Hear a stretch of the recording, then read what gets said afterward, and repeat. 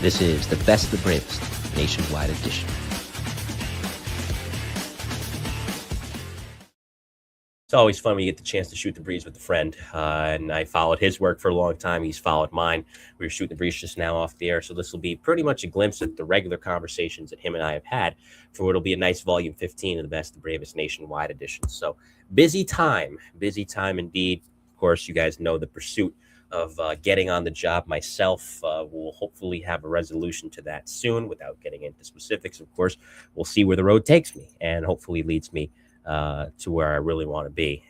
Grinding away in the meantime at Dispatch, doing the best I can with that. Grinding away, too, on the second book, which is Police Don't Move, the NYPD Investigations You Should Know About. In the event that you do not follow me on Facebook, I put the editor's note and update there. I finally have all my chapters transcribed for that book. Finally have all the pictures needed, too, from the different people that will be in the book. It's about 15 chapters. It's not going to be as long as Good Folks Mad City. But it'll still be very concrete. And I wanted to condense things a little bit with the second book so that I had more time to better tell the stories as opposed to compacting everything. So that book, with the assistance of a wonderful editor in Sammy Peters, should be ready to go by the end of this month. And I look forward to releasing it for all of you guys to read. And that should be in publication soon. You cannot pre-order yet because the book's not done yet, but it'll be ready to go by the end of June. And of course, 2.5 hours from now in San Antonio, Texas, for the first time since 1999, the New York Knicks, my beloved New York Knicks, will be playing in the NBA Finals against the San Antonio Spurs for what will hopefully mark the end of a 53-year championship drought for this team. So we'll see what happens there. So it'll be a busy night for yours truly. In the meantime, we have the show. So if you're getting ready to watch the Knicks, consider this your pregame, as myself and my next guest will be chatting momentarily. But first things first, of course, first order of business is a word from our friends at Granite State. Hey there, firefighters and fire buffs. If you're tuning into the Mike the New Haven podcast, you know the value of reliable gear. At Granite State Fire Helmets, we're proud to introduce the TL2, our premium leather Phoenix fire helmet. The TL2 is all about comfort, durability, and that timeless style you trust. And here's the best part. All in-stock inventory usually ships within 24 hours, so you'll have it in your hands in no time. Plus, our company is proudly owned and operated by firemen, so you know we've got your back and understand exactly what you need out there on the front lines. So don't wait. Gear up with the TL2 today. Granite State Fire Helmets, where tradition meets innovation, and where firemen have you covered. And, of course, you'll hear from our buddy Vince at Armor Tuff a little bit later. Won't be your usual show tonight in that there's not going to be a rapid fire like I told my pal. This will be just more of a conversation between friends and really just shooting the breeze, and a little bit different of a version of Mike the New Haven. And who am I talking about? My next guest is a guy that began his fire service journey really all the way back in 1999 as a fire explorer. And a lot of people start that way. You know, as an explorer originally, it's a way to really gauge and pique the interest of somebody who's thinking about getting into the fire service. Well, suffice to say, he was interested, and that interest has only grown in the many years since. He built that early foundation, and in 2002, graduated the Fire Academy, originally serving as a volunteer, followed by beginning his career in the investigation side of things in 2003. And that's a big component for those of you who are FDNY buffs. We talk about the fire marshals, for example, and how big their operation is. By 2006, he served as a per diem firefighter, and then in 2009, began his career on the federal side of the fire service, which is a side we haven't really chronicled before on Mike the New Haven. He'll explain that tonight. And these days, he founded the Outside Vent Training back in 2018, which is dedicated to consulting, development, and leadership training, and launched the New Jersey Fire Guys podcast, now known as Firehouse Sergeants. The reason for that, well, he just released a book, Firehouse Sergeants Earning Your Stripes, which he'll talk about tonight. And that for this volume 15 of the Best of the Bravest Nationwide Edition, my pal Nick Palumbo. Nick, welcome. How are you? Hey, Mike. How are you? Long-time listener, first-time caller. But I have to say thank you so much. I am absolutely humbled. I've watched your show. I came to you for advice and the how-to version of how to start a podcast. I thank you very much for taking the time and having me on. I appreciate it very much. You know, happy to pay it forward as best as I can. And always to this day, you know, it's funny when people come up to me either in person or call me up over the phone as you did. I love your show. I watch your show. You know, and I don't know why. It's just some weird thing in my brain. I'm like, you actually watch this? People watch this? You know, because you always think you're talking to one person. But yeah, Yeah, so What is it? When you're giving a speech in front of a crowd, they tell you to focus on one person mhm. or picture everybody in their underwear. Well, I don't know if we're allowed to picture everybody in their underwear anymore, but No. like they tell you focus on one person, right? No, of course, and it's always refreshing to hear, and it means a lot. Hello to some of our regular viewers in the chat: Christian Williams, Joe Maliga, John Costello, Paul Meyenberg, and whoever's watching on LinkedIn. For some reason, it's not saying your name. I'll have to see your name later. It's just saying LinkedIn user, but you're tuning in, and I see you, and I appreciate you, sir or ma'am. So we'll talk about your background. Of course, you and I know it from talking off the air, but the audience may not. Yeah, yeah. Tell me about where you grew up and where this interest in the fire service began. So I grew up in a small but famous town in central Jersey, Mhm. Freehold, New Jersey, made famous by one of our previous residents, Bruce Springsteen. It's his There you go. hometown. Um, I literally grew up, I think, a couple doors down from his aunt. Um, but it was a small town. Everybody knew everybody. I grew up in a neighborhood with, I have an older brother and sister, Matt and Josie, and my parents, and we grew up in a neighborhood that we were outside playing until the lights came on. But when the lights came on, you better be in the house. So there's 20 something boys around between like a 10-year age gap, and my sister was out there learning to play football, learning to play baseball with us all, and it was a very tight knit, small town community. The volunteer firehouse was about 6 blocks away. Of course, my dad was a volunteer. I have an older cousin that was a volunteer in the fire department at the time. Um, when I was old enough to ride my bike and cross the street and stuff like that, I would drive up. I would ride my bike up to the firehouse, and at the time, the Freehold Fire Department had a houseman, which when a houseman was goes all the way back to the early 1900s, late 1800s, and his job when they had horse-drawn apparatus was he took care of the horses. He fed the horses. He tended to the boiler of the firehouse, which back then was also the municipal building and the police department. And then over time, that molded into he was the dispatcher. He pumped gas for all the town vehicles and stuff like that. So there was always somebody in the firehouse 24/7. So I would ride up on my bike, and it was usually a young guy in the firehouse that it was either his full-time job or a part-time job, and I would bother these poor guys. They'd be like, isn't your dad home? Don't you want to go bother your dad or something like that? Like, No. no, there's fire trucks here. I'm good. Mhm. And the door was open, so like there was somebody there. I had a captive audience, and I had fire trucks available to me because as long as I've ever wanted, that's all I ever wanted to be, Right. was a fireman. And I don't know how my mom deep down felt about it. Obviously, my dad was a fireman. My brother became a fireman as well.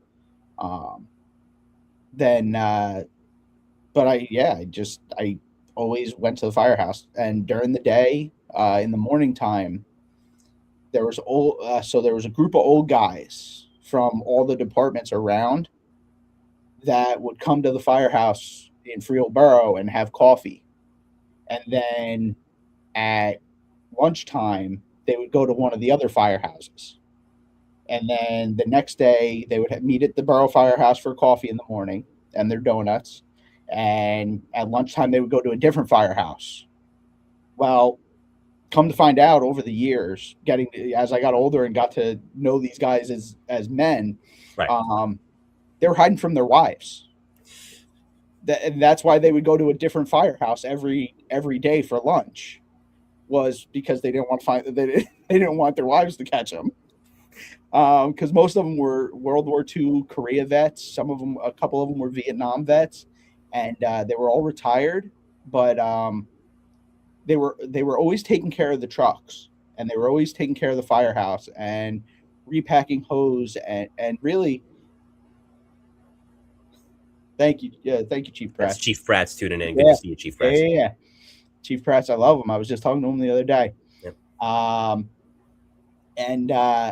These guys were, like I said, they were World War II vets, and this is 1990s. And, so most of them were ex-chiefs, past presidents of the department.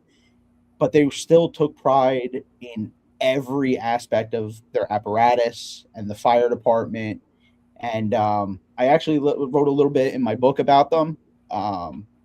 They, you know, they taught me a lot about life and about how to treat people, because even though they they didn't have to be there at all, like they did their time as a volunteer. They didn't owe the town anything. They didn't owe the department anything.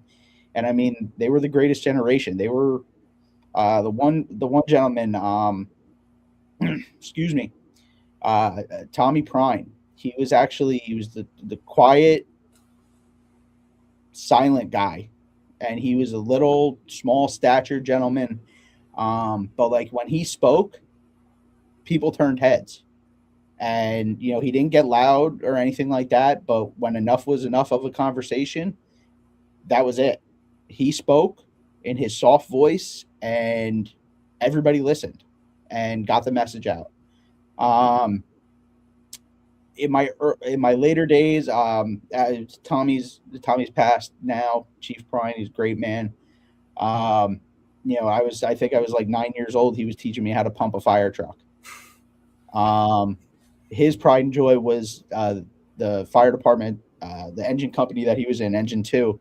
They have an antique 1930 Mack, beautiful, beautiful piece of apparatus, and that was his baby. That was his pride and joy. And if he didn't have work to do on the current apparatus that Engine 2 had, he was out back in the barn working on working on the old Mack, and to this day it's still a beautiful piece.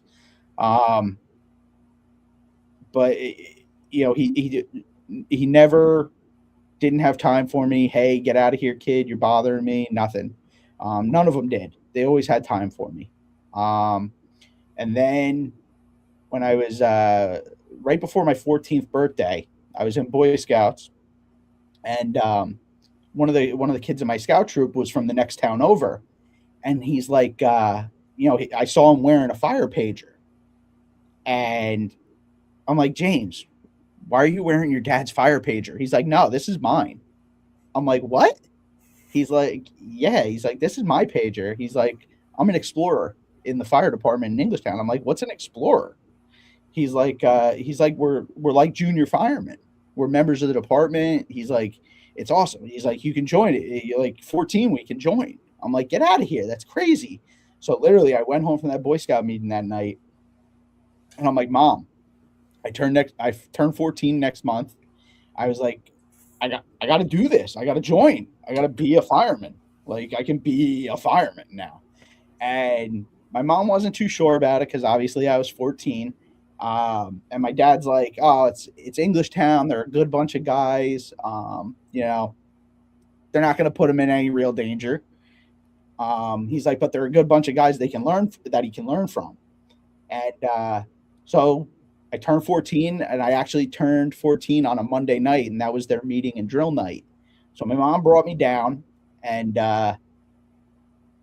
obviously, they recognized my mom, because some of the guys that were actually the chief at the time, Mike Baker, he had been a houseman at Frielborough Fire Department. Oh, so there's that connection there. Yep. Yeah. As soon as I walked in, he's like, this kid looks familiar. And then he sees my mom. He's like, oh, Philly, how are you? Like, what are you doing here? And she's like, Nicky wants to join. He's 14. And so they gave me an application. I came back the next Monday night with my application, and I got sworn at, whatever you want to call it. And so you couldn't ride on the apparatus to a call until you were 15, but you still came down. You went to drill nights, you went to drills if they were going to the academy or whatever. You went with them everywhere. So then when I was 15, I started riding on the trucks and stuff like that. And good calls back. They were a great bunch of guys. Lou Sardi, Ralph Kirkland, Timmy Kirkland, Tommy Kirkland, there was a whole family of Kirklands. The Boguslawski family, was instrumental in bringing me in. And that was my buddy, James from Boy Scouts. Bobby Lithgow, he was another just great, amazing people there. It treat never the culture was great. They treated you even though you were 14. They gave you responsibility. They taught you how to fulfill the responsibilities and taught you expectations. And it really was a great experience. It was a shame that I didn't live closer because when I turned 18, I joined Freehold with my dad and my brother at the time, and you know the rest was history. Moved on, and I still keep touch with them to this day. And here you are. And yeah, and then as we're talking with Nick Palumbo here for what's Volume 15 of the Best, the Bravest Nationwide. Granted, from the perspective of a 14-year-old, naturally, if you want it, especially if it's something you're really passionate about and you want to do it, you're chomping at the bit. I want to go on the rig. I want to go into call. I want to, even back then, I don't know if they were doing EMS or at least CFRD like the FDNY was, but whatever it is, when you're going licensed siren through the streets, it's a rush. It never changes. Still to this day, ask a guy that's got 25, 30 years in the job or a guy with the amount of experience yourself has. It's still a rush to this day. But I think that for the way they did it, where not until you're 15, but you can join at 14, great way to get a head start. Because by the time the time does come for you to be able to get on that rig and go to calls, you've probably learned how to pump. You've probably learned how to stretch lines. You've definitely learned what's on the apparatus. You've learned how to manage your SCBA. You come out of it a very squared away firefighter to where when you hit the rig, you hit the ground running. Yeah. So actually, even going further into that, before you could ride on the apparatus, you had to take a test. You had to qualify on the apparatus as a junior or as an explorer, rather. And that test was the senior explorers, the captain of the explorer. We had like a hierarchy of our own. And then you had the advisors that were like the liaisons to the senior department.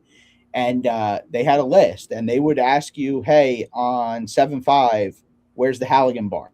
And you would have to go and get the Halligan bar and come back with it. And then they would ask you questions about it. And then you'd have to go back. And if they heard more than one compartment open, you didn't know where it was. But they were great about it. And you knew as an explorer, you knew our job was when we got to the scene, we had a tarp. We laid the tarp out. You got spare bottles. You got spare hand tools. You got the saw.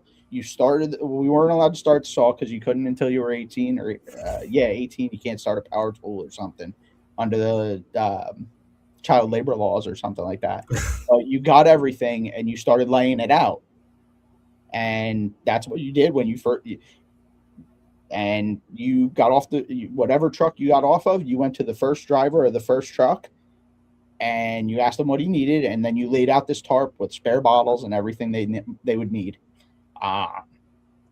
There were some times where after the fire was out, if it was safe, after overhaul and everything was done, they might bring you in and show you around and you see the different, which to me was awesome because it was a step closer to being a real fireman, Right.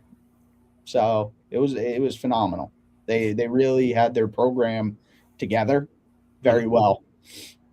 And I feel like you came in it's kind of funny because you being a Jersey guy, I guess I can make this analogy. For those of you that ever watched The Sopranos, there's a clip in which Tony talks about in season 1, he feels like he came in at the end of the glory years. Now he's talking about organized crime. This is something much more noble than the type of life he was living.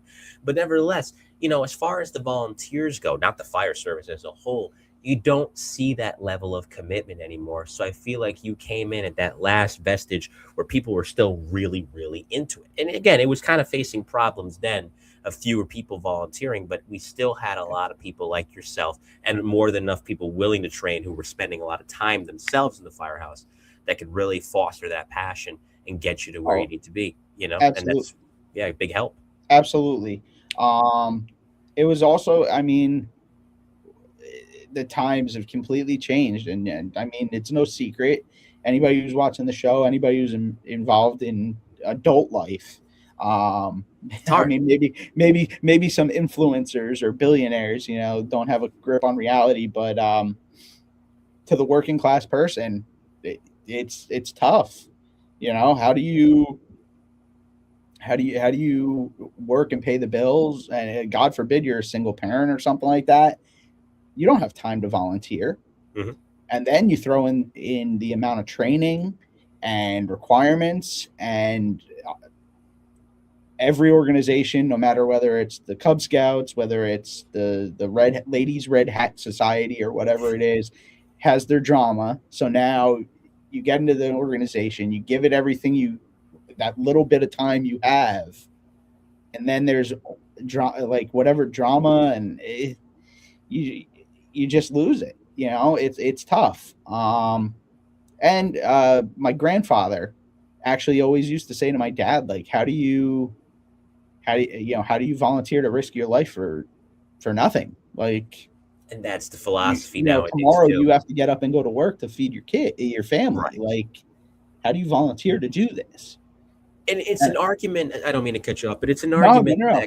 that can go on until the end of time. Because, for example, Absolutely. there's people that take a more humorous angle Yeah. on it. For example, you go on Facebook and there's Hit It Hard from the Yard that likes to, for lack of a better way to word it, the guy likes to dunk on volunteers. Let's just call it what it is. He likes to dunk on volunteers. You know what? Honestly, the website, the Facebook page, and the social media is really rough. It is, but it's one of those organizations that I really want to get behind because he does so much fundraising and good He does. stuff. He does. With the Yard Foundation, it's called, and he does so much good. But at the same time, it's like he lets loose, and I'm not saying he's a bad guy or no, anything like it's not that, even but just him. It's some of the other there's a lot people of that other chime in, and right. It's been said a lot of times that the internet's made it very hard for people to remember getting punched in the face. Yeah. Yep, the old Mike Tyson line, and yeah, where he says, the internet's made way too many people comfortable with yeah, being disrespectful without facing the repercussions for it. yeah, But I bring that up because the larger argument is, well, isn't it noble that you're working a day job, and when you're not working your day job and supporting your family, yeah, you're giving back to the community in this way and contributing to the cause of the betterment of your community. absolutely, Where at the same time, the flip, and that's more than understandable side of it, the same time, the other side of that argument is, if I'm going to run into a burning structure, or even not even that, enter a sick person's home and risk my physical health if you're responding on a medical, yeah, anything of that sort, I would think I would want to get paid for it, right? And that's yeah. that's not me saying that is Mike Colón. That's me saying No, that no, from the no, standpoint of a general the general argument. And I feel like I said that's an argument where you look at both sides of the coin, and regardless of what side of the fence you fall on, you can easily say, I get it. You got a point. Well, and I think that's part of what the challenge is with the volunteer is our society. About 20, 30 years ago, we started giving, participation trophies, and we started telling everybody that they were special.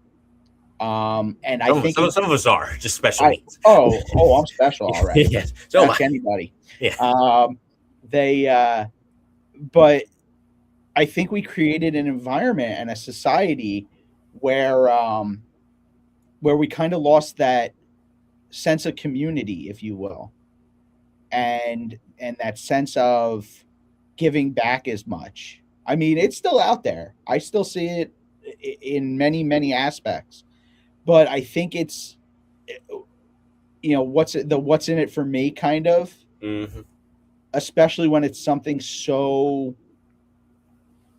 intense. Right. You just you think can about die. You think about the training alone. Don't even think about the fact that the training is to keep you alive. But just think of the amount of training that goes into it. And then you have organizations that still have weekly drills. Some volunteer organizations are very intense and have multiple weekend drills or weekday drills, and then they have their meeting night, and then they have, like out west, a good friend of mine who I actually had on my show is a fire chief in Kansas, and they still have, spaghetti dinners, bingo nights, hall rentals, just to fund their fire department. And they don't have the municipal funding or the governmental funding like we do here on the East Coast, we're very beneficial, or we're very fortunate with our funding and our resources here in the Northeast, especially. And but like his neighboring department, if you're driving the truck and we're low on fuel, we're going to the gas station and I'm pulling out my credit card. And my own personal credit card is putting fuel in the fire truck to protect the town. And that's still a thing, in some places of this country. But at the end of the day, that he's a farmer and he's still got to get up in the morning and feed the chickens and feed the cows and go out and plow the yard, plow the grain or whatever it is. He was even talking about how, in harvest season, if they have rain predicted, he goes, if we have rain predicted the next day, I don't have anybody coming out because they need to harvest the wheat. Otherwise, if it gets wet, it's going to wash the nutrition out and he's not going to be able to feed his cows. And what happens in the meantime? Now you get an overtime, you get a hazmat, you get a fire. Yeah. And, the culture is just very, there's so many aspects that are going into I don't want to say the downfall of the volunteer society, the volunteer fire service culture, but there are many, many aspects coming at it. And I feel like certain people only look like, if this is my argument, this is what this is the aspect I'm looking at. I'm not focusing on the rest. If this is my argument, we're only going to look at this aspect and we're not going to look at we need to, and that's kind of where my book went with leadership and mentorship, is you got to look at the whole picture, because if you don't, you're going to miss something. And especially in this career field, if you're training somebody into the emergency services, you should be training them and preparing them to be ready for the day you're not here, for the day the chief isn't here, to be sufficient, because there's going to be a day where I'm on vacation. So going back to illustrate this point, going back, we went mutual aid one time to a fire, and the chief, the volunteer chief, looks at us. We're a career fire department. He's like, "Hey, I need you guys to get up on the roof and cut the hole. My roof guy's out. My roof guy's on vacation." All right, whatever. Put the ladder up, got on the roof, we cut the hole, and my captain goes over to him afterwards and is like, "Your roof guy's on vacation?" He's like, "Yeah, we have a roofer in the fire company. He's the only one willing to get up on the roof and cut holes, and he's away for the summer with his family." Like that's crazy. Like, there's a bunch of other people. Why did you not train these other people to do vertical ventilation? Because that was his specialty, and he, was it something that he just wanted to keep as his niche, that way he was still special, or was it something that nobody else cared about? Maybe potentially a combination of the two. And, you mentioned your book, and let's build towards talking about that by really first starting back with, your journey in the fire service, getting to where you are these days. So like I mentioned in the introduction, 2006, you're per diem for a little bit, and you're building towards making it your full-time career. 2009, you get that chance on the federal side in New Jersey. So, and I think that segues perfectly. We could build towards talking the book by starting there in 2009. Getting on different level of qualifications, in some way being on the federal side makes you overqualified. I talk about it, I'll shout him out. There's a guy when I was in New Haven's Academy last year, Steve Patel, good man. He works Engine 8 in New Haven, which is a special operations engine. And Steve he came into the academy having previously lateral from another department. So he did one academy before, the State Fire Academy. Guy's also a firefighter in the military. He's a sergeant in the Army, and they're specifically in the Army branch. So you talk about qualifications, they're there. Same thing with the federal fire service side. That was your case. So tell me, there are a lot of great departments in Jersey to get onto. I'm sure you tested around. What made you settle on the federal side? So my dad was a federal fireman, going back when I was a little kid. So that was his trade. I went up and down the East Coast taking tests. I think I went as far south as Myrtle Beach. I think I went to Pittsburgh once and even took a test. I took Boston's test once. I tested a couple places in New England. But when I was 18 and ready to get on in 03, it was kind of like oh, you're only 18, you don't have enough experience, and life experience as well. Like, right, I get it. Part of it. Like, looking back now, I get it. Like, an 18-year-old, what kind of real life experience do most of them have? Unless they lived a hard life, unfortunately. But then you came into where I was turning 21, I was getting 22 of that like hiring age. Mm-hmm. You came into 2008 time frame, and the recession hit, and departments were laying people off, and they definitely weren't hiring. But we also still had a strong, especially here in New Jersey, we still had a very strong volunteer culture. Where today it's crazy. Every day I look at Facebook and Instagram and stuff, and I see different departments hiring lateral transfers and stuff like that, because they just can't, they can't get the volunteers. And now the town is finally at the point where they're we got to transition. We got to put on a daytime crew, or we got to put on, a full staff 24/7, whatever it is. It just wasn't there back then. And I talked to a lot of guys and a couple, the few females that I work with. And, we talk about that, how we were all kind of going through it. So in 2009, I got picked up at an Army base in New Jersey, Fort Monmouth. It was getting closed. It was closed under the BRAC Realignment and Base Realignment and Closure Act of 2005. So it was getting closed. September 12th of 2011, it was getting closed. The base was getting closed. Mm-hmm. So nobody was, like, all the guys that were there, like my father, that's where he worked full time. He was a career fireman there. He had to go somewhere. He wasn't going to be able to just retire when the base closed. So he had to find somewhere to transition and finish his career. Well, at the same time, the base is getting closed. Nobody's taking this job. Nobody's going to transfer from another base to come here and then be on the chopping block already, because you weren't, like, if you came here to this position, you were only a term. So now when the base closed, you were done. Even if you were a career before you came, you were done when the base closed. And nowhere to go.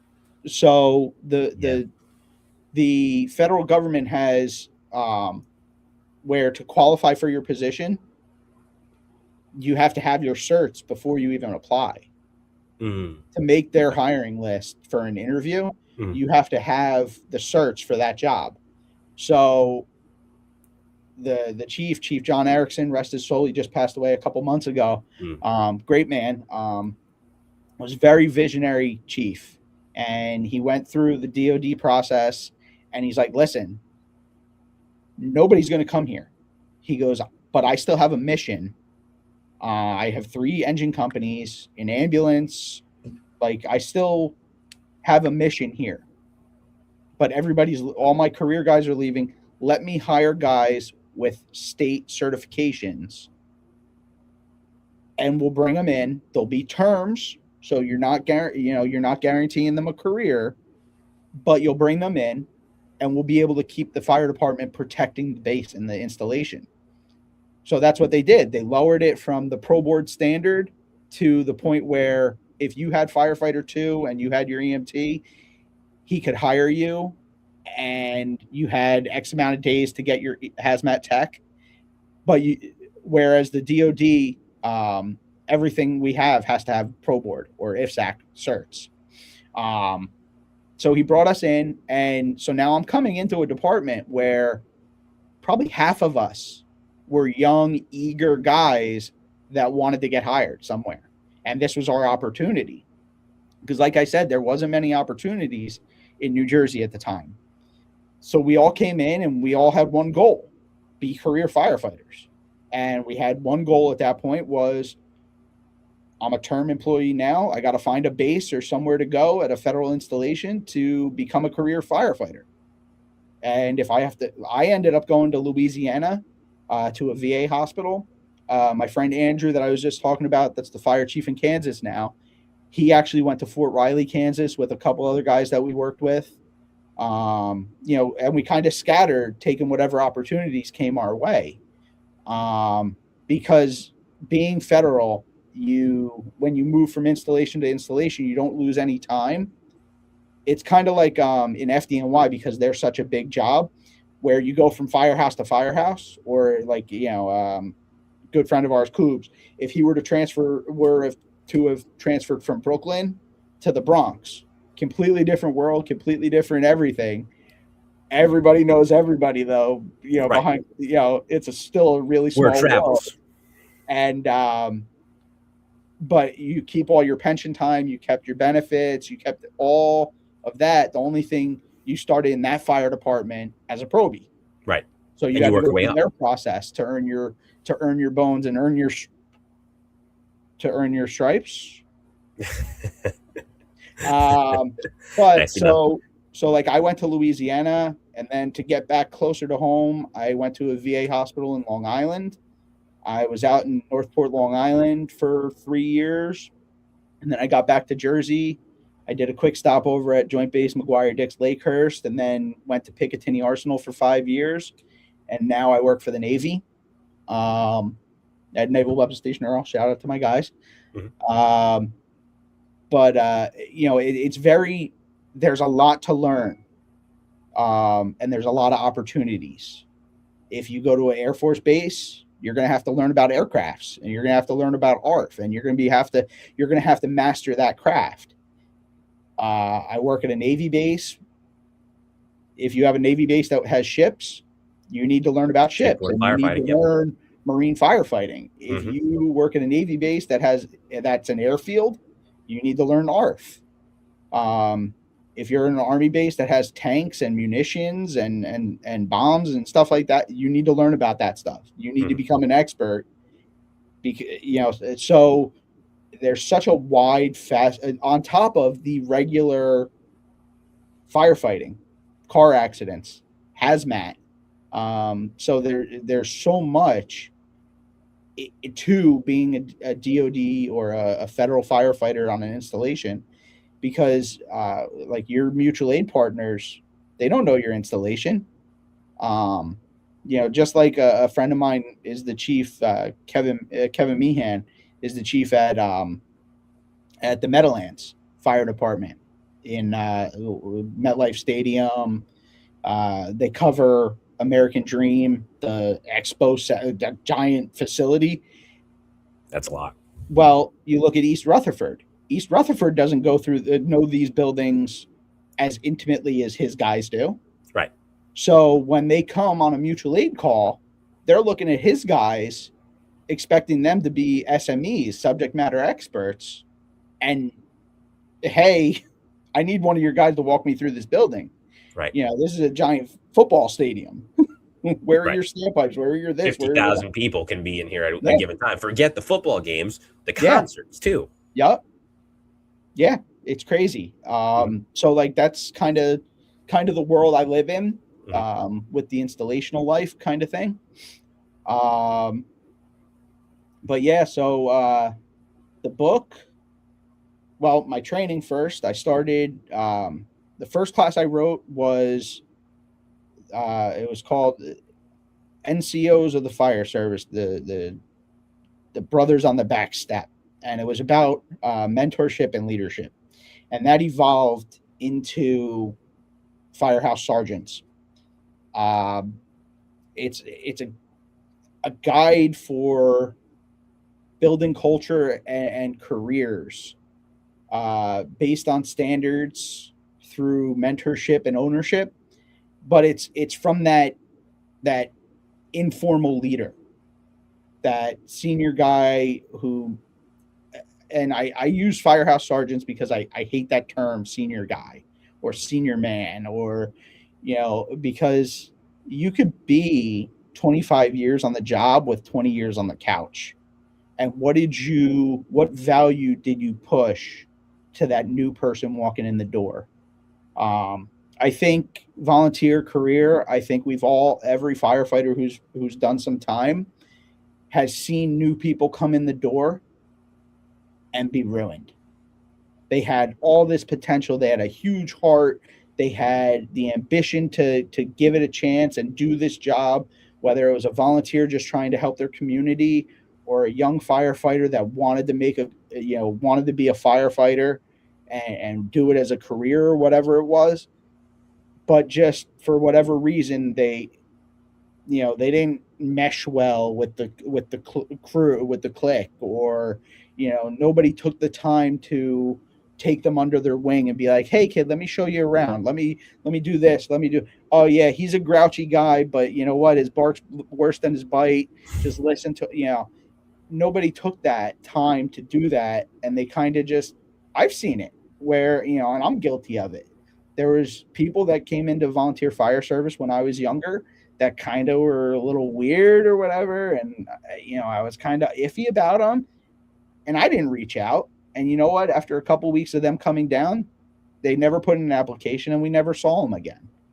And that could have been a great firefighter. They could have had a great career. And, cynicism killed that.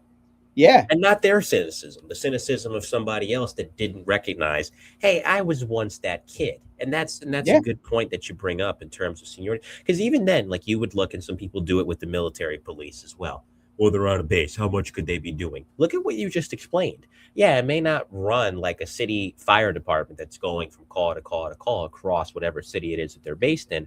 But there's still a lot to know in case, God forbid, something goes boom, something leaks, or just, hey, listen, you have the occasional structure fire. Could be a kitchen fire. They're making chow, and all of a sudden something goes haywire with the stove. You could have a ripping job. You don't know. So and that's the key part of it too. A lot of guys want to come in, and girls too. When I say guys, I mean guys and girls alike, and be sponges. They're eager to learn. Luckily for me, where I volunteer, I got a lot of good people who have really taken the time, both indirectly with how they carry themselves and directly, to really show me, hey, this is how it's done. This is why it's done this way. This is why it's good to know this stuff. And I can't thank those people enough. But not every department is so lucky. Not every volunteer is so lucky. And it's sad, and I think you see it sometimes in the career side too. There's still so many people that genuinely want to do this job and genuinely want to start to build that in the volunteer service. But as you've seen, it depends on who they run into. They run into the wrong person with the wrong attitude. Yeah. And all of a sudden that drive goes south. And what do? We don't know. Well, I'll tell you one thing. Excuse me. So the area I grew up in and started volunteering in, we got a lot of transplants in that area from people who left the city, whether it was Brooklyn or Staten Island, that came and moved into the Manalapan, Freehold, Marlboro area. That's true. And a lot of them would walk into the door, or there would be a fire or a call at the neighbor's house, and they would see that, like, wait a second, those firemen they're wearing gear, but under their gear, they're not wearing uniforms. Like, what's the deal with that? And then somebody who was a local would be like, oh, they're volunteers. What do you mean they're volunteers? And then they would come into the firehouse and get an application. And, I've always taken it on me to ask people who come in the door, especially if they have no ties to the fire service, why are you here? Well, what do you mean? Like, I'm not insulting you. No, what motivates you? Yeah. You see the fire department, you see the fire service in our darkest hours most times. You see us when we're dealing with people that lost their homes. You see us when we're dealing with car accidents where people lost their lives. You see, the biggest, September 11th. You see us when we get killed. That's when you see firemen. What would make somebody who has no ties to the fire service walk in the door of this place and go, hey, you know what? Sign me up. Yeah, I'd love to do that. And, because I honestly, I can't tell you. My dad tells me all the time that my mom was in labor with me for so long because my helmet got stuck. Like the big brim on the helmet, I guess I got caught on the way out. I should have worn my Confined Space helmet. Confined Space Rescue. Yeah, right. but it always intrigued me of like the things people would tell you why they decided to come and look into joining. And a lot of the transplants came down and they were like, I always wanted to be a fireman. Seeing the trucks race up and down through Brooklyn, through Queens, wherever they lived, I always wanted to be a fireman. And it just never happened.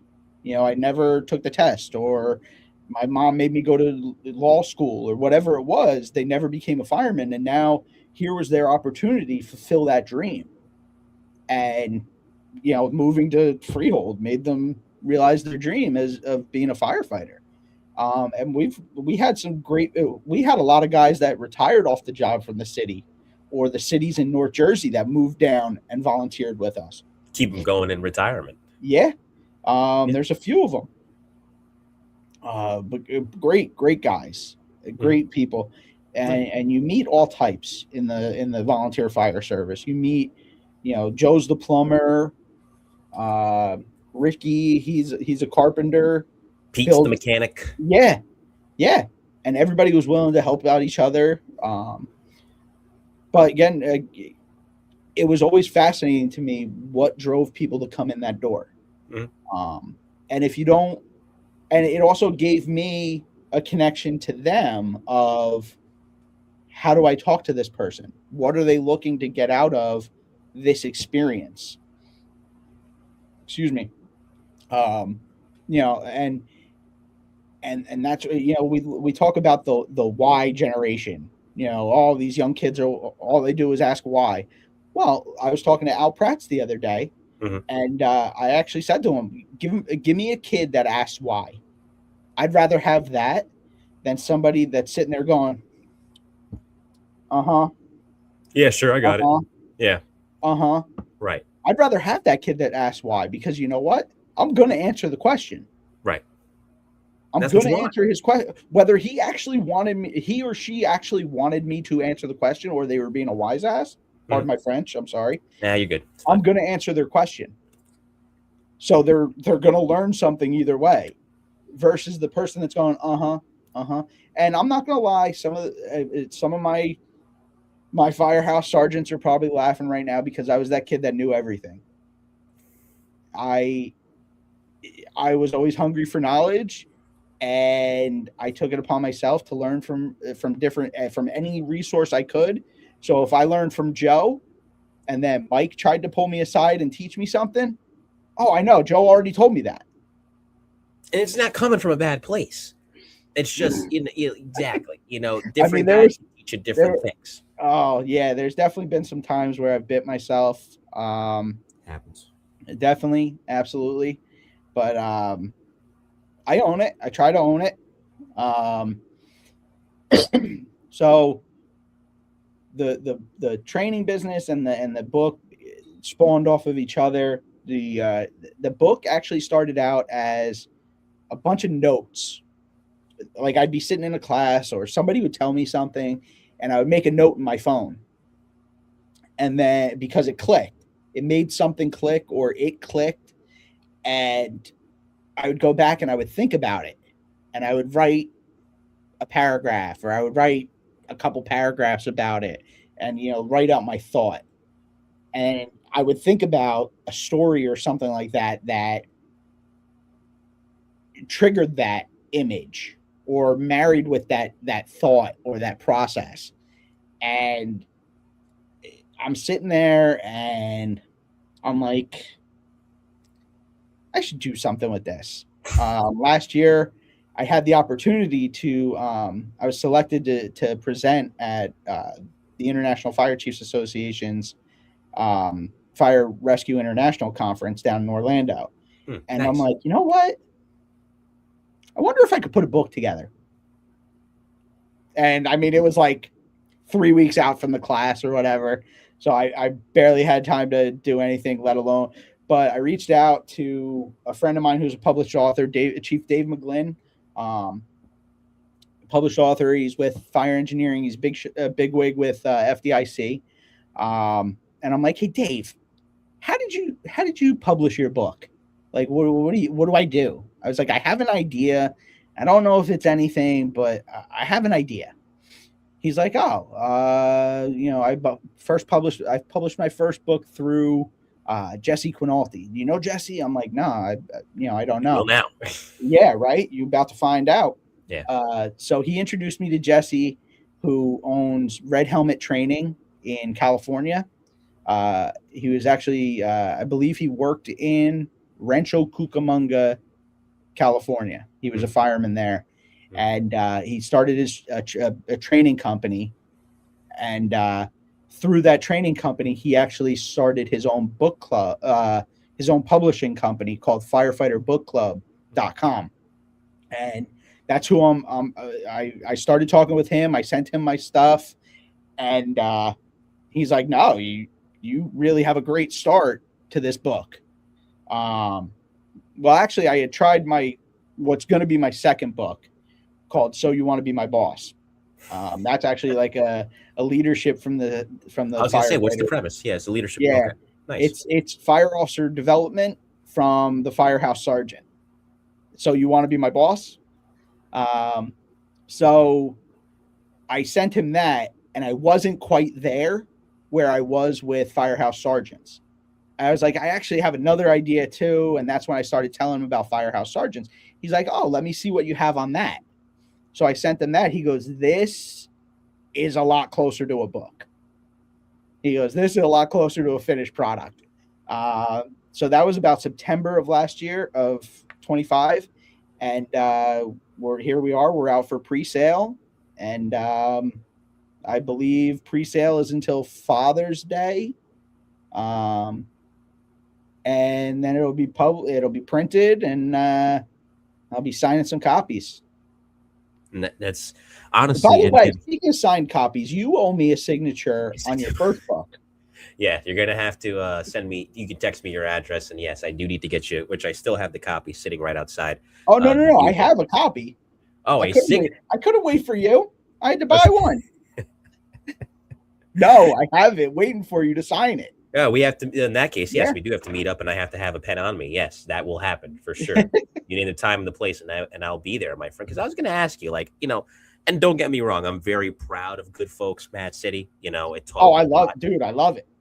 Thank you very much. I appreciate that. I appreciate how it came out, and a lot of that was Chief Frank Leib's son was a huge advisor on that, and Sammy Peters, who I mentioned earlier, was my editor with that, and that was amazing, along with many other people who contributed to it. But there were times, naturally, and I'm sure you felt the same way writing Firehouse Sergeants, where you just wanted to pull your hair out, because even with the technology we have today, writing a book is not easy. So I learned a lot about my process, and that helped me in the second go round with Police Don't Move. So I'll ask you, I hate to sound like as the guys on the Salty joke, but I will ask you, what was your process with writing this book? Honestly, and I really, even as you were saying, like pulling my hair out, it was years of me sitting there and just taking notes and I have Post-it notes. I have books. So anybody who's worked with me knows about my paper towels. I'll sit there at the kitchen table and I'll just write stuff. I'll doodle whatever on a paper towel. But I was going back and I was either making it a Word document or I would put it in the notes on my phone. So like when I was like, you know what, maybe one day I could possibly write a book, and I started putting it into one document.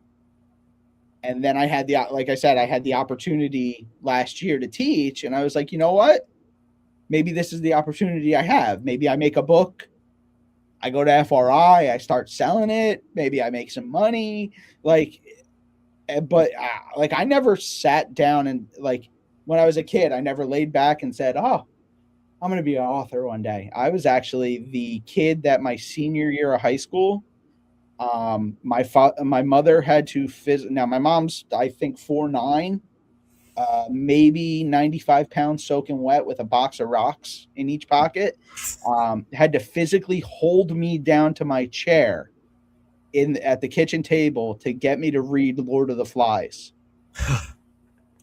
I literally thought it was about like a giant fly. Yeah. Cartoon. No, it's really not. But yeah, I was such a English class literature person that freshman, sophomore, and junior year of high school, I went to summer school for English. I hated it. I just didn't go. It was boring to me because the books didn't connect with me. And the way I read, if I'm not connected, I'm falling asleep. Right. So, Report from Engine Company 82, I've read that book cover to cover 15 times. Yep. When I was maybe 5th grade, I was reading Alan Brunacini's Fire Command book. I was reading fire service textbooks, but I didn't have it in me to read a 5th grade reading level book that I had to read for a book report. But I actually, my senior year of high school, my English teacher around Christmas time. So what's that, like second marking period? Yeah. You're about midway through the year. Told my mom he needs to pass his midterm with a B or better. He needs to pass the 3rd and 4th marking period with A's, and he needs to get at least a B plus on his senior paper. Otherwise, he is not graduating. That's how bad my grades were in 2 months. So for me to be when I told my parents at family dinner that I was writing a book, my mom goes, "What?" I'm like, "Yeah, I have a contract with a publisher and I'm going to have a book." She's like, "You?" I'm like, "Yeah." And I mean, it wasn't insulting to me because I knew exactly, I had the same feeling as her. And my 15-year-old nephew goes, "Yeah. How hard was it to get ChatGPT to write a book?" I'm like, "What's ChatGPT?" He goes, "Oh." And my sister, of course, looks at him and goes, "Yeah, what's ChatGPT, kid?" Well, that's how I learned about AI. I was like, "Wait, I can get the computer to write the book for me?" But no, it just fell together. What about you? What is your process? What is an author's process? Please. Well, with Good Folks Mad City, I did a lot of hemming and hawing because Billy Ryan, whose ad I run all the time on the program, and he's the coordinator and co-producer of the Bomb Squad miniseries we got. He was kind of prodded me for years.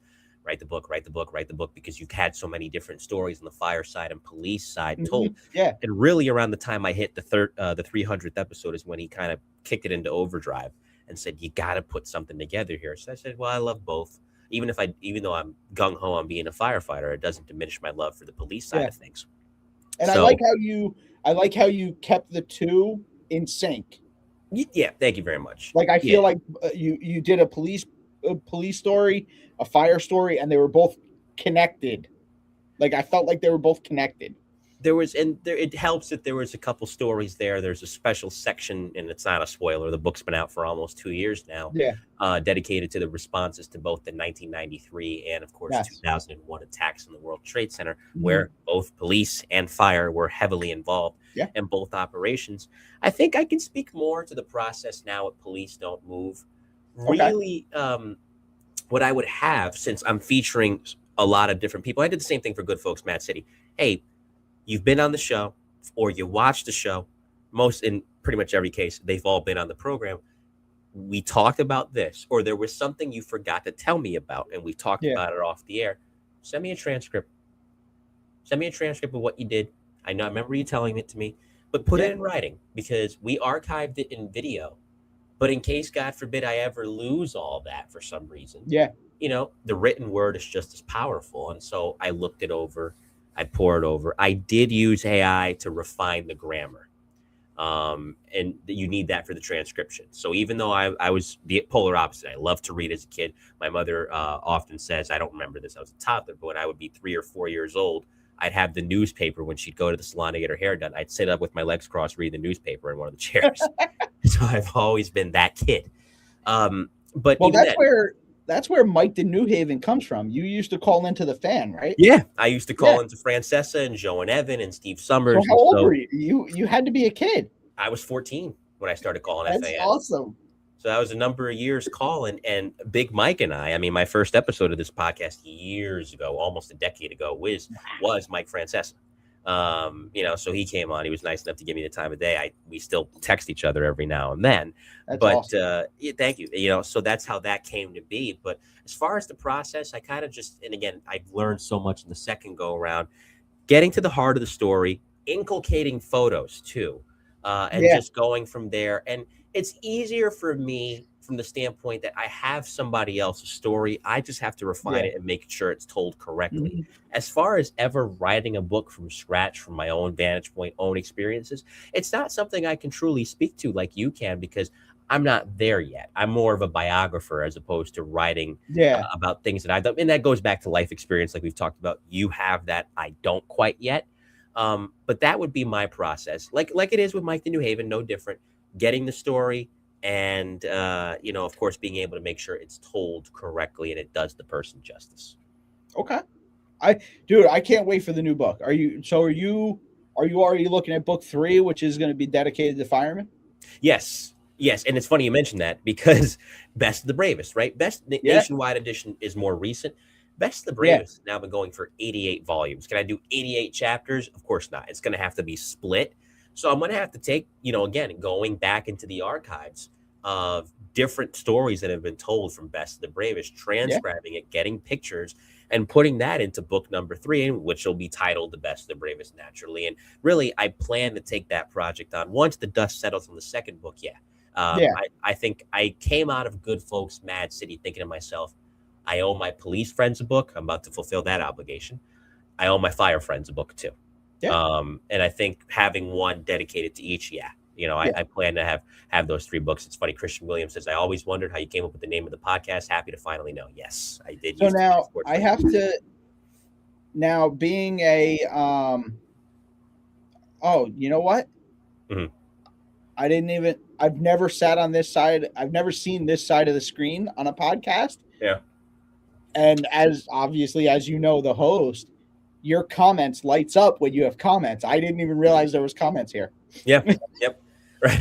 I didn't think anybody was watching. No, we got a sizable group of people watching tonight, including Chief Pratt's. Thank you everybody for tuning in. No, thank you. So now as a podcaster, let me ask you, what's your process? Because I've watched many of your shows, and literally, like, I'll be like I've told you before, when I'm driving distances, whether it's to the firehouse because I live an hour and a half from work, or whether I'm driving 6 hours to Buffalo to do a fire investigation or something like that, I turn on podcasts, right, and I listen. And a lot of the times I listen to your show, and I don't know how you research some of your like your guests. Like, what is your process with your podcast? This is unique. I turn into the interviewee. Like, I mean, but like some of your questions and like the knowledge that you have about some of your guests, without being a stalker, I don't know how you get it. I think for me, I don't like anything that anybody that's known me long enough could tell you this. I don't like coming into things unprepared. It's one thing if you don't know what you're getting into, that's life. But if I have a chance to prepare, I'm very meticulous, even down to getting ready for the next day. My work clothes are set. I meal prepped. I need to be prepared. And that goes back to just the principle of organization my mother really instilled in me. And so I always tell guys, whoever it is, and it doesn't always have to be a police or fire show. I've interviewed other people outside of those walks, some people on the media side, for example. And I say, hey, can you send me a timeline of your career? Reason I ask is I want to know everything you did. That way I don't come on here looking like a goofball. It's going to be insulting to you if I want to have you on, and yet I don't have a lick of an idea as to what you did, how you did it, when. Now, sometimes it helps that I could just go on LinkedIn, and if they're on LinkedIn, they have their work history there. And it's easy for me to craft it. But, I tell guys, I said, listen, send me a timeline. Let's say an ESU show. Okay, I know you were in the emergency service unit. What trucks did you work in? Because each truck is specific. If you worked in truck 2 in Harlem, you weren't responding to the same type of emergencies that you would be responding to if you worked 8 truck in Brooklyn. So I have to kind of, exactly. You got to specify the question. Same thing on the FDNY side. Okay, if you were a Rescue 1 guy or a Squad 18 guy in Manhattan, the type of emergencies you were going to are not the same thing if you're working Squad 252 in Brooklyn. 100%. So for me, that goes back to respecting the guest, respecting the career, and being able to access certain questions about the area. I'll research the area where they worked if I don't know it already, Hmm. just so we're able to get certain stories and paint the picture of where they worked and the uniqueness of it that made them who they are. Yeah. So I'm just big on preparedness. Okay. No, because like I've seen certain guests like, wow, like even the guest has been taken back by you. Even when you're producing on Getting Salty, I've noticed a couple of the guests be like, "Where did you get? Like, how did you know that?" But no, you're very good at what you do. No, thank you. Yeah. It's an Um, honor. like I said, I mean, it's an honor to be invited. But really, I have definitely appreciated our friendship and the assistance with the podcast and the marketing and everything that you've helped me with. It really amazing. Thank you very much. Oh, I Highest appreciate spirits of brotherhood. You definitely, when it comes to when you eventually get on the job, you definitely have that part knocked. it. Yeah. Yeah, no, that's I appreciate you saying that. It means a lot coming from you. And it just goes back. I mean, Hank Millay and I had this conversation a number of years ago where, him and I were talking off air like you and I have Mm-hmm. done a lot. And, he asked me the same thing. And I said, listen, in general, especially New York City guys, but even outside of that, anybody that worked PD, anybody that worked fire, you guys know a bull crapper when you see one. You know when somebody's full of it and isn't as they present themselves to be. I don't want to be that, A, and B, Mm-hmm. I never ever want to let guys down.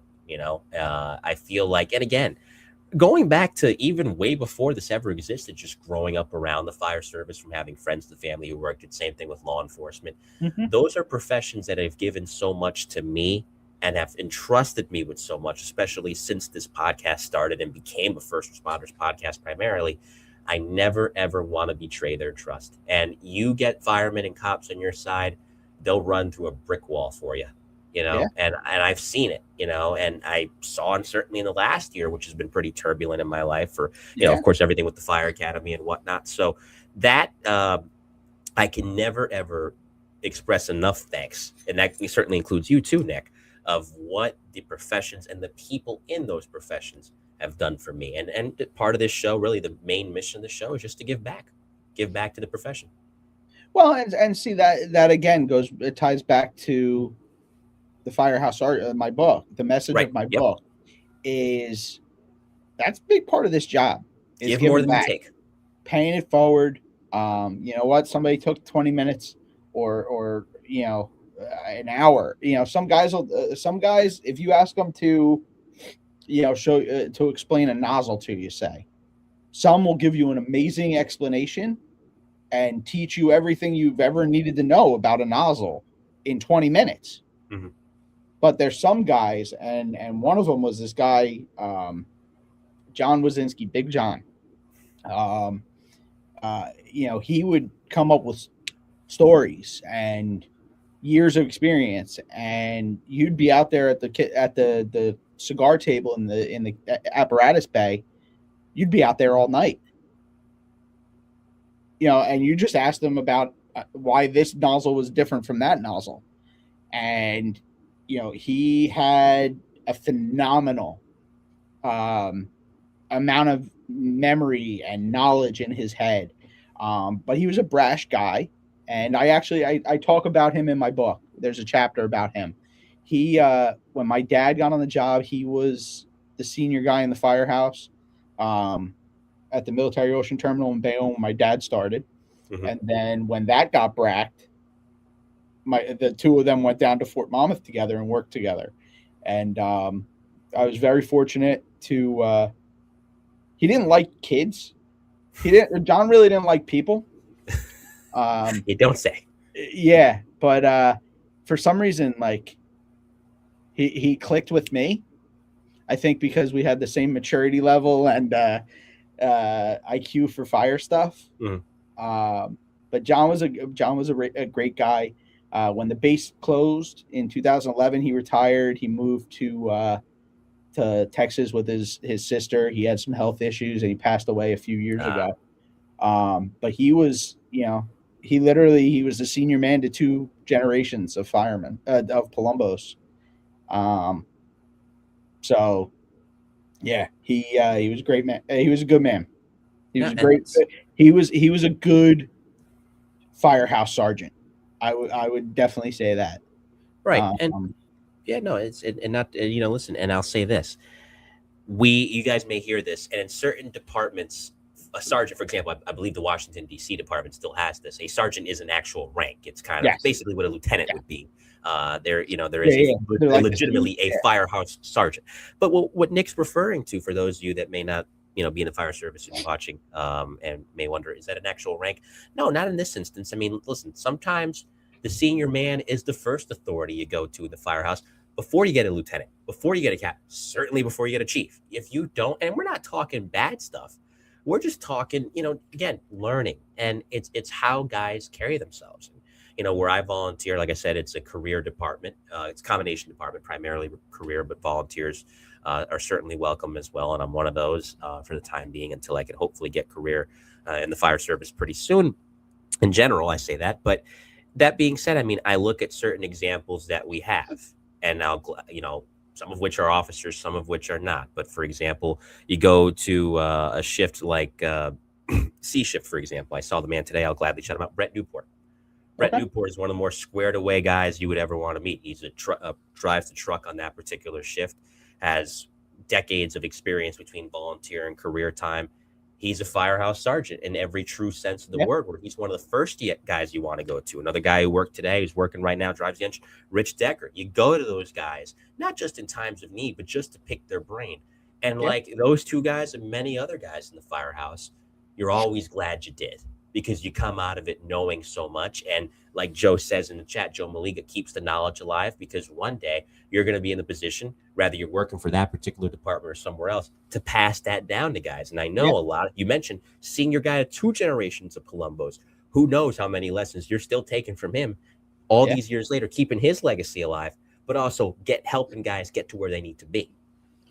Well, and actually, I found it interesting as I got into the fire service a little bit. I found it interesting one day. We're in a I was in a restaurant that was on fire, and it was going good. It was like a block wide long. We ended up losing the whole block up in Dover, New Mm. Jersey, when I was working at Picatinny. But I noticed I started laughing. Like the smoke was permeating through the walls, like if you take a garden hose or the hose from your sink and push it right up against the sponge and squeeze it, and it starts like it's not spraying through the sponge, but it's like seeping through. That's what the smoke was doing, and I had never heard of it. I had never seen it before. Nobody had ever, in all the tidbits of advice that I've gotten, and the war stories I've heard over the years, I've never even heard of it, of this vision. And I started laughing. So later on, it was a long night. I think we were out there for like 30 something hours before we went back to the firehouse. Um, One of the guys I worked with, one of the guys I was in there with, is like, "Why were you laughing?" He's like, "I've noticed you do that when we're in a fire.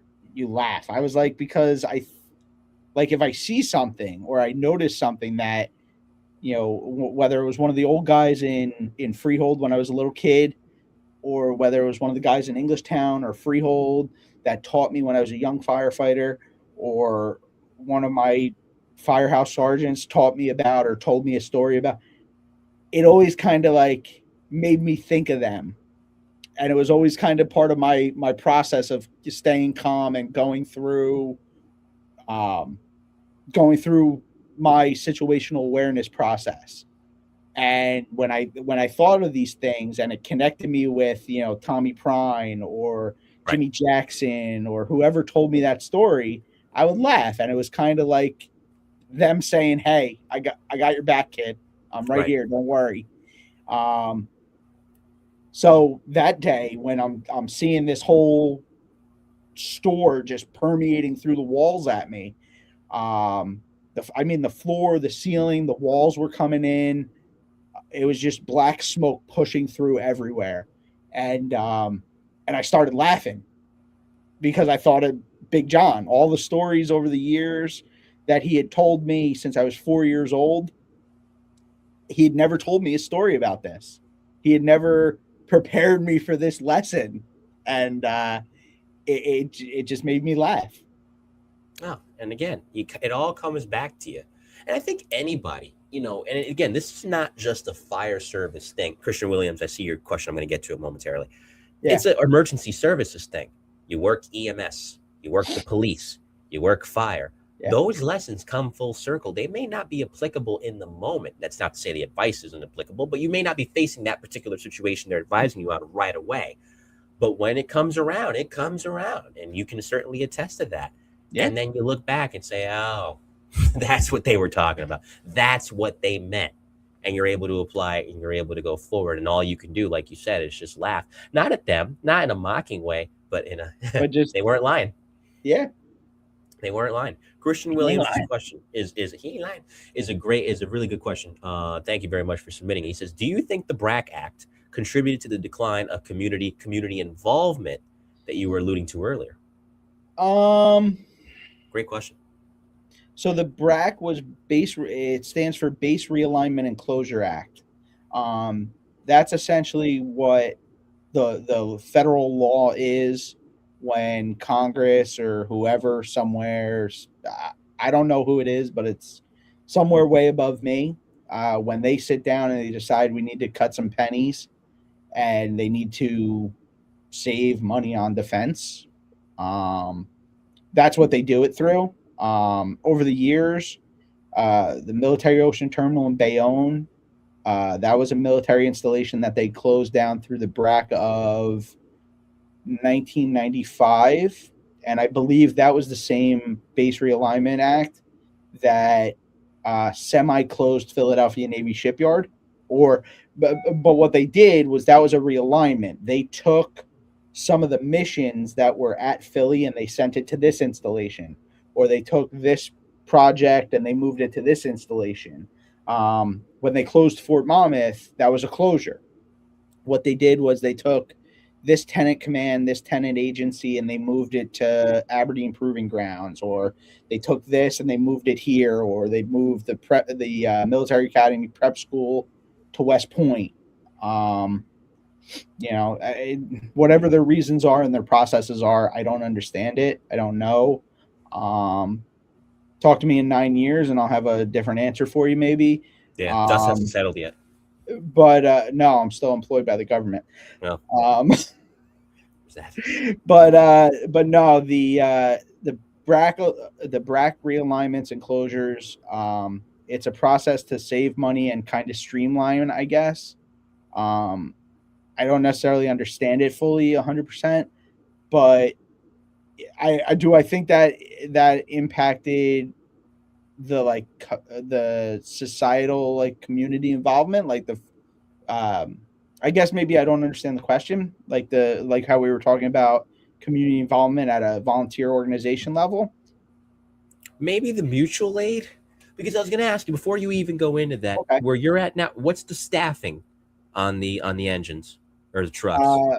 Four across the board. Okay, we have good. 4 on the truck, 4 on the engine. We do cross staff our ambulance and our rescue truck. So if we have a wreck on base, one guy will get off of the tower ladder and he'll get on the rescue truck and he'll bring the rescue. But all 4 of them are pulling up together. Mm-hmm. At Fort Monmouth, we had 2 stations. In headquarters, they had a tower ladder company cross-staffed with the rescue company. Mm-hmm.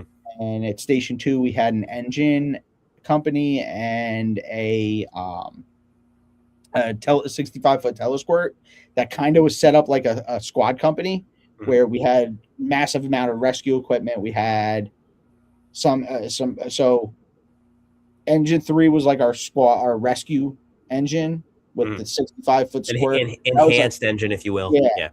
And then our engine company had all hazmat stuff. So, mm-hmm, Chief Erickson was very, very ahead of his time back then. He was very about resource allocation and logistics. We had a heavy rescue and we had a tractor trailer hazmat vehicle. It's phenomenal.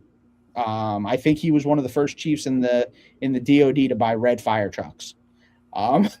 He was just because they're probably black, right? No, they were Or yellow. green. Slime Yellow? lime. Slime Yeah. lime? Okay, I thought you guys Slime were lime. going with like And camouflage. and like, I mean, the chassis was painted slime lime. The axles were painted slime lime. It was trucks were not very attractive. No, FDNY tried that. He was buying red fire trucks with almost like a FDNY stripe down the side of it, with Mars lights, chrome. They were beautiful.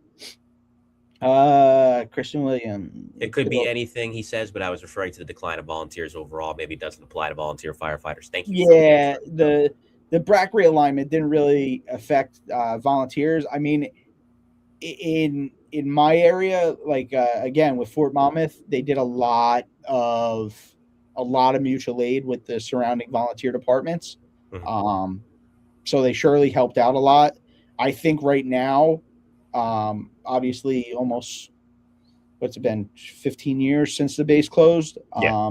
I think the environment we have now, the culture we have now, with the hard time I think they would be leaned on a lot heavier now. Mm-hmm. I would imagine so. But it was very because of the level of training that we have to have in the federal system. We're confined space techs. We're all hazmat techs. We're all EMTs. Obviously, all firefighter. Like, it's a valuable resource. Right. You're right there. Like, right. And that goes back to what we were talking about earlier. Now you can get into it. It's not just stuff on the base. You got to go mutual aid. And in a lot of these places, it's not like bigger cities that, multiple companies can come in from the same city. That's good help to have. Well, because at some point when we have one day when we have, knock on wood, when we have an emergency on the base, our resources are going to get strapped real fast. And we're going to be looking for you to come inside the fence line and help us. But again, when you come in, we, as your subject matter experts, need to tell you what our hazards are. Right. And take the Port Authority. It's the same thing with the Port Authority police. Great agency, cross-trained in both, obviously, the police enforcement, law enforcement, but also the fire rescue side, because of the airports.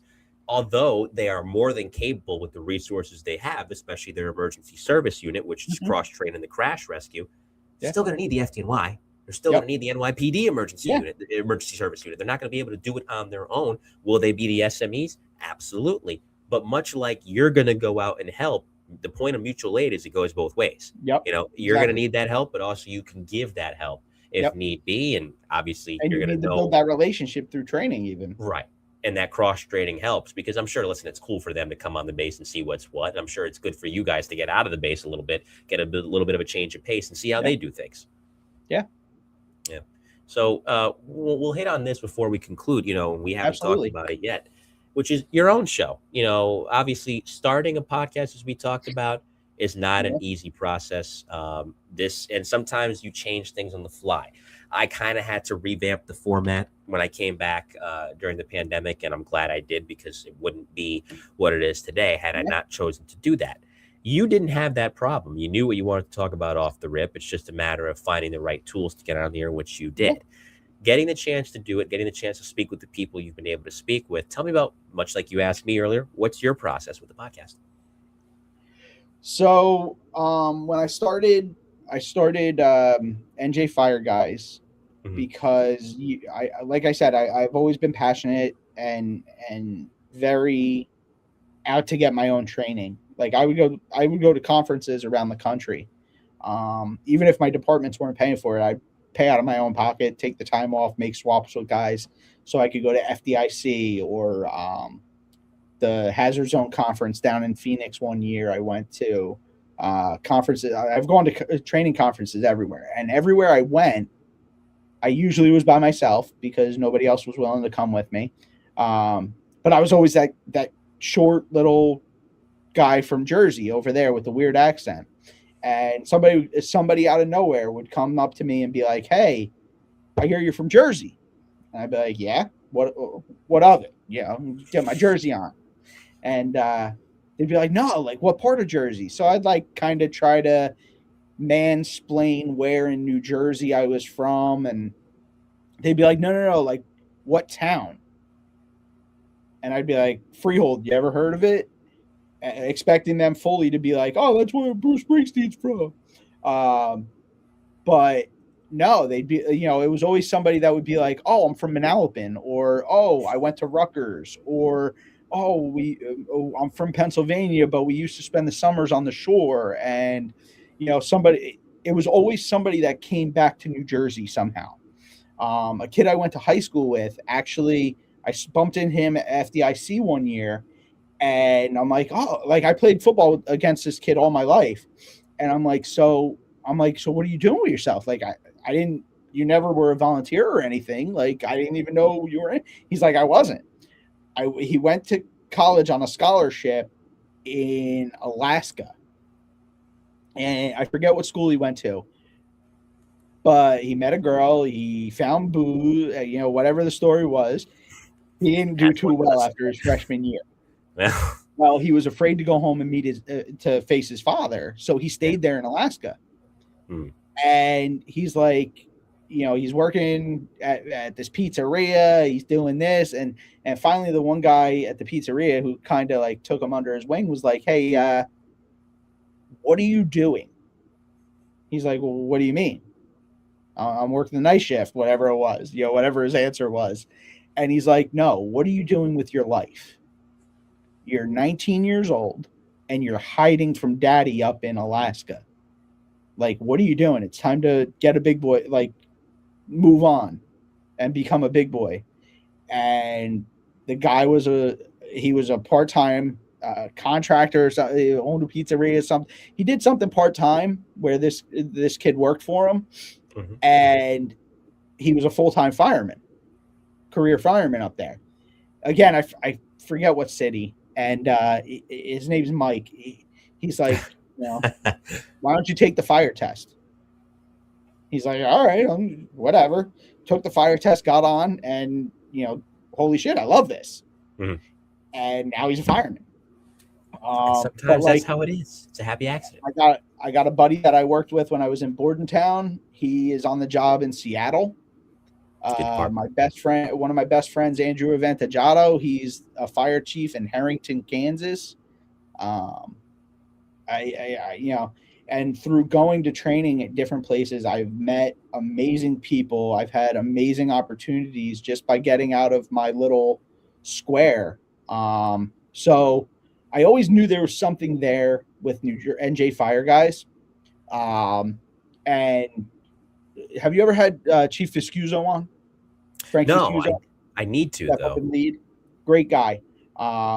So he had written a book. I think it's one of his first books, if not his first book, called Common Valor, Volume 1. Mm-hmm. And it's all New Jersey rescues. It's career firemen, volunteer firemen that made amazing rescues. And it's a whole book of them. And it was kind of like the guys on the other side of the river are great in FDNY, but you know what? We got great firemen over here too, doing amazing things. And I read that book and I was like, there's something here. And I was talking to Al Prats and Chief Aaron Heller, another great guy if you haven't had him on. I should. And I was like, I was down in Wildwood. I think it was 2023. And I was like, what do you think about something like this? A podcast? Like, I was listening to your show. I was listening to Getting Salty. And I was like, there's something here. Like, somebody's got to do this. And I put it out there. And they're like, yeah, that's awesome. Sign me up. I'll come on. I'll do a show. And I talked to a couple people about being a host. Joe Grassi, another guy you had on. Yeah, my 400th episode. Jim Heisler. I talked to my brother, whom my brother just retired after 20-something years. Nice. Had an injury, retired. Congratulations to my brother, Matt. Very well done, sir. So nobody wanted to be a co-host on it. So I'm like, all right, well, I guess that idea is dead in the pan. Nobody even wants to be a co-host on it. Who's going to want to come on the show? So a couple weeks goes by, and Al Prats reaches out to me, and he goes, "Hey man, I just wanted to let see what was going on with the podcast idea. It sounds really cool. I'm really excited for you." I'm like, "All right, well, I guess he's kind of, he'll probably, let's see if he's still, I'm trying to, at this point, I'm trying to talk myself out of it because I didn't want to be embarrassed. I didn't want to embarrass myself.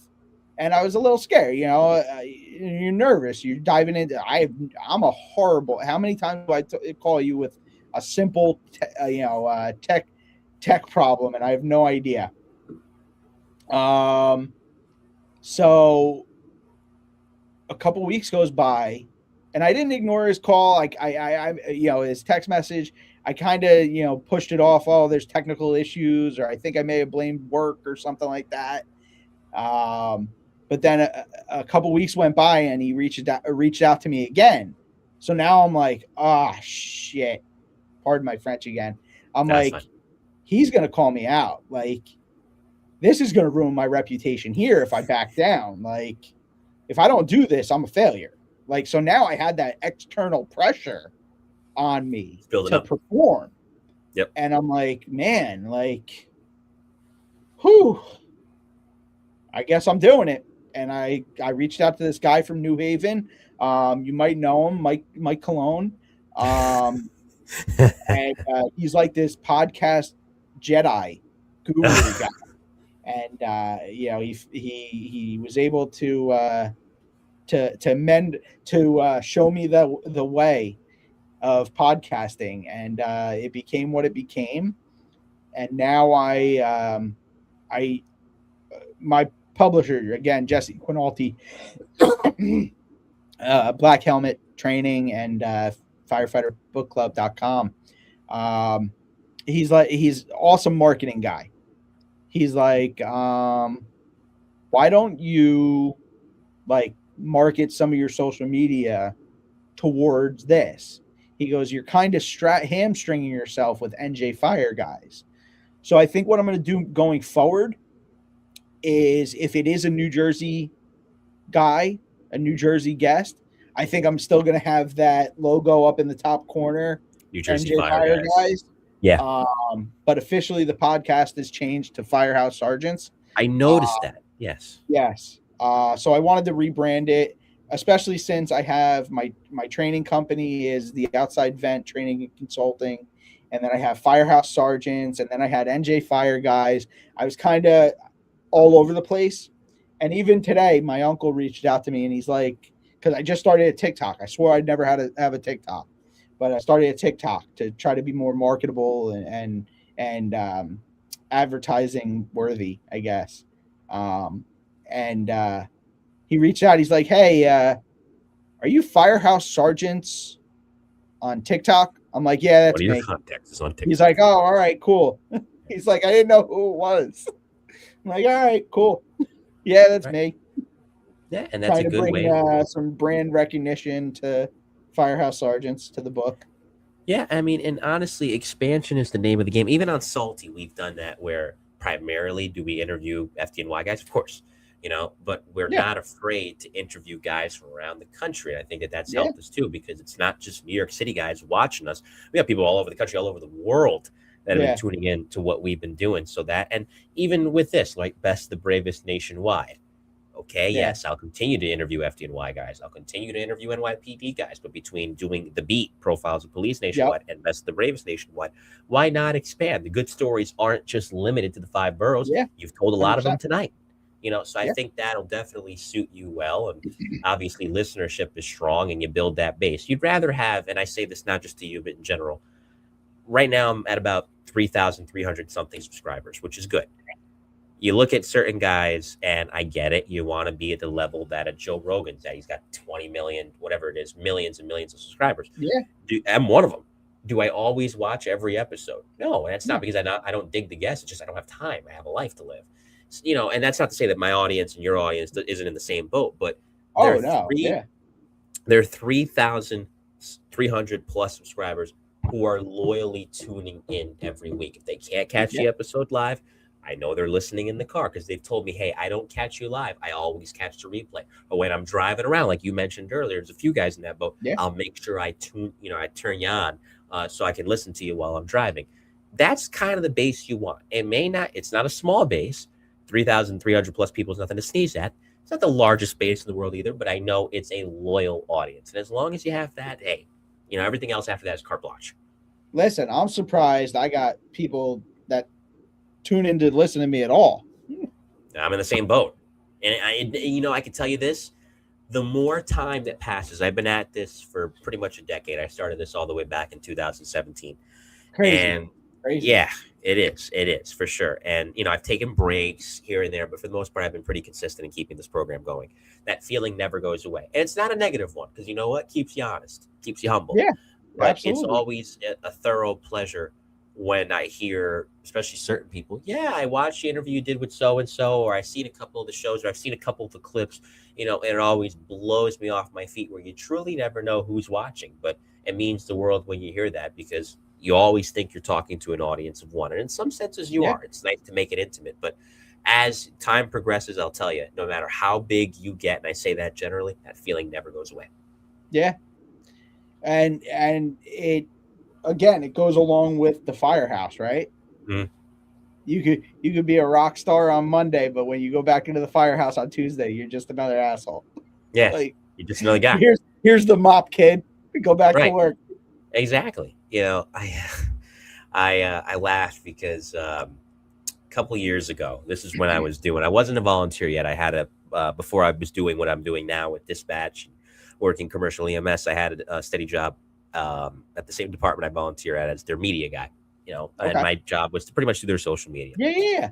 And ran all those pages. It was February of 2024. One of my captains, who's our training captain, he's not a field captain per se, but he's an administrative captain more so. We'd said our goodbyes because he had a parent-teacher conference for his son. I'm literally grabbing my coat off the rack to go home, and one of our now retired dispatchers, the legendary Richard Standish, who did it for almost 50 years, gives out the box alarm for a neighboring district, because in West Haven, it's 3 fire districts. It's not one district. Sure enough, a confirmed working fire. That same captain who was going to his parent-teacher conference now is at that fire in command, did a great job, went to a third alarm, but did a great job, held it down, pieced everything together. And he told me the next day, I'm like, well, what happened afterwards? How'd you come down from it? It was such a big job. He's like, my wife still had me wash the dishes. I never forgot that. But again, it keeps you honest, keeps you humble. Shout out Captain Urban. Yeah. So a good way to be. Before we conclude, I'm just going to run because I don't want to forget him. I'm going to run Mr. DiRienzo from Armor Tuff, and then of course we'll wrap up. All right, so stand by for Armor Tuff. When it comes to firehouses, the floors take a beating. Boots, waters, tools, apparatus traffic, it just never stops. That's why departments like the Gloucester City, New Jersey Fire Department and so many others trust Armor Tuff Flooring and Tile. From the hallways to the training rooms to the apparatus bays, Armor Tuff delivers a clean, professional finish built to handle the daily grind of the job. Durable, seamless, and designed specifically for high-demand public safety environments, this isn't just flooring, it's infrastructure you can count on. And it doesn't stop at the floor. Take a look at the Grove's Gear Racks, built with integrated security features to protect turnout gear, personal equipment, and department assets. Secure storage, smart design, and built to last, because your gear deserves the same protection you provide to your community. If your department is ready to upgrade its space from the bay floor to the gear room, reach out to Armor Tuff Flooring and Tile, built for the fire service, built to last.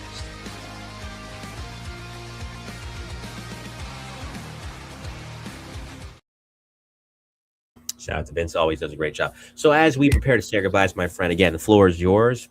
By all means, plug the book, plug the podcast. Give a shout out to anybody or anything that you would like to. To my family, Candace, Nikki. Nikki, you better be being a good boy at home. Gunner, my parents, definitely. Brother, sister, everybody. Hey, how are you? Guys in the firehouse, all my Firehouse Sergeants over the years. I'm sorry. Most I could say. But to every little guy out there, little girl out there looking at a fire truck going by and thinking, I want to do that one day. That looks so cool. It absolutely is awesome. Yes. And chase your dreams, kids. Mm-hmm. Be Well safe. said. And buy my book. Yes. Where can we get the book? Firehouse Book Club, firefighterdbookclub.com. Between now and Father's Day, they are on pre-sale. And if you use discount code Sergeant, SERGEANT,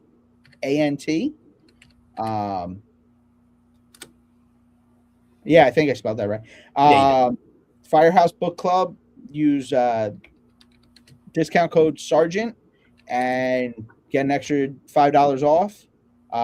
Also, Dennis Riley. I don't know. Did you have Chief Dennis Riley on? I've not had the pleasure of having Chief Riley. I had Chief Cobb on. Butch Cobb's been on, but I love Butch. Yes, Chief Cobb is an amazing guy. Amazing. Yeah. But Dennis Riley, Chief, he runs a big page, 850, First Line 850. Mm-hmm. He has a book coming out too, as well. Team plus work equals success. Check us out. Simple formula. And of course, check me out on social media, The Outside Vent and Firehouse Sergeants podcast. Yep, absolutely. Continue to listen. You just had our friend Kevin Kubler on, like we were mentioning earlier. Yes.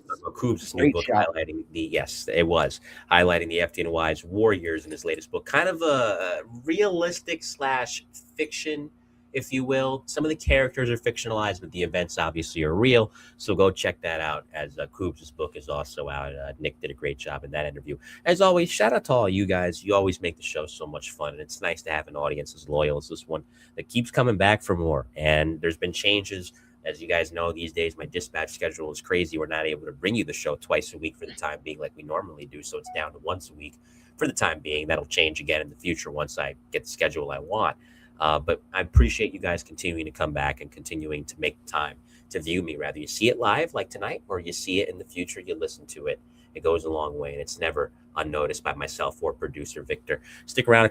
Of course, Nick will talk off air. Coming up next. Mike, thank you again for the amazing opportunity to come on, share my message, share my story, and of course, push my book. And thank you for everything you've done for me. From not being a tech guy and etching like a caveman into my computer to being a podcaster. Thank you for everything you've done. Really appreciate it. Thank you. You're too kind. I'm happy to pay it forward. Happy to do the best I can. And, I'm glad I was able to play some sort of a role in your ability to continue to move forward and do the best you can with that podcast, which you certainly have. Coming up next week, you're quite welcome on the Mike to New Haven podcast, is a recommendation from you, sir. It's your friend Tyler Whitridge who will be here for volume 16 of the Bravest nationwide. So we'll be talking to Tyler. And I think June 17th should be an ESU show. We're working to confirm it. But that should be another edition of the E-Men inside the NYPD's emergency service unit. Just need to confirm the semantics of that and how we'll go about that. So stay tuned for those. As well, like I said, we're going to continue. And I've made mention of this before. I'll mention it again. We're usually around this time of year. I'm actually on my summer break from the show, and I'm just taking time off until we get ready to start going again in about August or September. This year's a little different. We'll get back to taking our summer hiatus next year, but while I wait to see if I'm getting on the job or not, Academy, if I'm able to get there, would be starting in August. So what would normally be our usual 3-month hiatus, as I was telling my buddy Nick off the air, would then turn into a 7 or 8 month hiatus, which I don't want to be off the air that long. We'll continue to do one show a week for the time being. And if I get word that I am getting hired, hopefully, then August to December, I would be off the air. So you guys will be in the know about that. I'd be remiss if I didn't keep you in the know about that. But we'll play that by ear, and you'll continue to see us. I think the only week we won't do a show is probably that 4th of July week. We'll take that week off. But otherwise, you'll see us here every Wednesday, 6 p.m. Now, for those of you listening on the audio side for tonight's outro song, live and unplugged from San Francisco in 1998, they were doing rehearsals and they became public. And it's a pretty cool archive on YouTube. Metallica playing us out with an acoustic version of Helpless off the Garage Inc. EP they released that same year. In the meantime, on behalf of Nick Palumbo and all of you in the audience, This has been volume 15 of the Best of Bravest Nationwide edition. I'm Mike Colón. We'll see you next time. And as game one prepares to tip off 45 minutes from now, go Knicks. Good night. Stay safe, everybody. Take care.